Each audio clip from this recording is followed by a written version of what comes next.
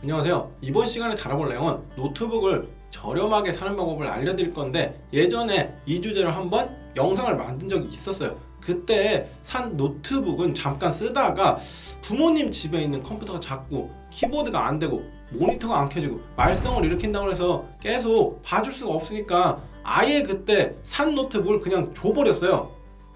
그때 산 노트북 가격이 28만 원이었는데 이번에는 32만 원, 조금 높은 가격에 샀습니다. 저번 노트북은 노트북 가방을 따로 주고 외관도 3년 쓴 거 치고는 되게 새 거여서 만족했는데, 이번 노트북은 파우치랑 무선 마우스를 같이 줬습니다. 저번 노트북에는 가방을 준다고 써 있었는데 이번 노트북은 이것까지 줄 줄 아예 몰랐거든요. 판매글에 그런 말이 안 써 있었어요. 이전 영상이랑 내용이 많이 겹치니까 그 영상 봐도 크게 다르진 않을 겁니다. 그러면 이번에는 어떻게 샀는지, 어떻게 사야 하는지 과정 한번 안내해 드릴 건데, 참고로 이번에도 사무용 노트북입니다. 댓글에 간혹 게이밍 노트북 물어보는 사람들 있는데 사지 마세요. 그냥 컴퓨터 사세요. 가성비 안 좋잖아요. 그러면은 시작해 보겠습니다.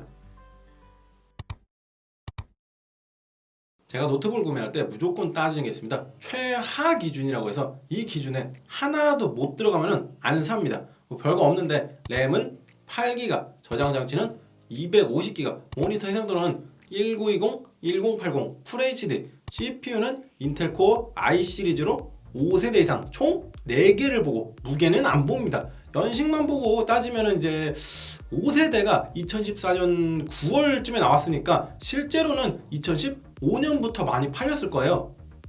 그러면 연식이 최소 5년인데 4세대 이하로 가게 되면 연식이 세대가 내려갈수록 플러스 1년씩 된다고 보시면 돼요. 그러면은 실사용하는 입장에서 이 정도 썼으면은 이제 내구성을 보장할 수가 없어요. 사서 한 일주일 정도 썼는데 고장이 났다고 치면은 이거는 사실상 버려야 됩니다. 중고 제품이라는 게 뭐가 됐든 마찬가지지만은 저렴하게 사는 만큼 이런 리스크를 어느 정도 감수하고 사는 거거든요. 실제로 이렇게 쉽게 고장이 나지 않습니다. 전자제품 기준으로 5년도 사실 많이 쓴 거긴 한데 최소 기준으로 이렇게 잡은 거지, 실제로 5세대 노트북을 안 삽니다. 전에 이제 샀던 노트북도 7세대였으니까요. 노트북은 다들 구매하는 기준이 있을 건데, 저는 삼성과 LG는 가성비적으로 많이 떨어지기 때문에 이제 다른 브랜드를 보는데 주로 HP랑 아수스 두 개 봅니다. 다른 브랜드가 나쁘다는 건 아니고 이제 어쩌다 보니까 이렇게 됐는데, 노트북 브랜드를 넓히면 오히려 찾기가 더 힘들어져요. 그래서 딱 두 개만 하고 휴대폰으로 네이버 카페 앱을 다운받아서 중고나라로 들어간 다음에 키워드를 걸어놓습니다.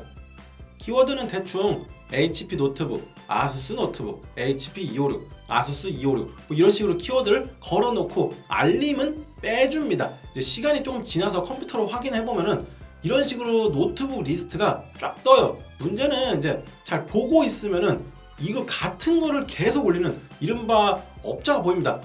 한동만 걸려라는 것 같은데 업자가 인증 방식으로 바뀌고 하루에 30개에서 막 40개씩 올려도 제재를 안 하다 보니까 업자글이 엄청나게 올라옵니다. 제 기준에는 업자가 올려놓은 거는 비싸서 당연히 안 삽니다. 개인이 올린 매물 중에서 꿀매물을 찾아야 되다 보니까 이게 하루 이틀 만에 안 끝납니다. 원하는 매물을 찾는데 짧으면 한 일주일, 길면은 2주에서 3주 이상 걸릴 수도 있어요. 나는 그렇게는 못 기다리겠다 하는 분들은 그냥 새 거 사셔야 됩니다.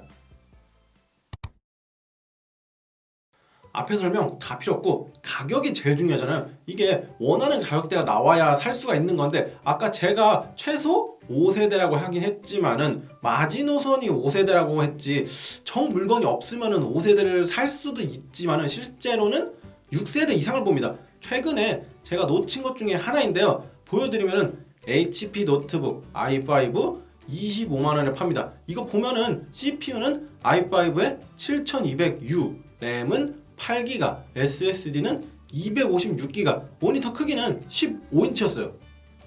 업자 때문에 알림을 안 걸어놓고 네이버 카페에 필터링된 판매글을 자주 보는데 글이 뜬지 우연하게 30분 만에 봤어요. 보자마자 연락을 딱 했는데 동생이 그냥 쓰기로 했대요. 이거 분명히 그 사이에 누가 사간 건데 좋게 말해서 발 돌리게 한 것 같아요. 이 정도면 업자가 사도 30만 원 중반대 아니면 그 이상에도 팔 수가 있거든요.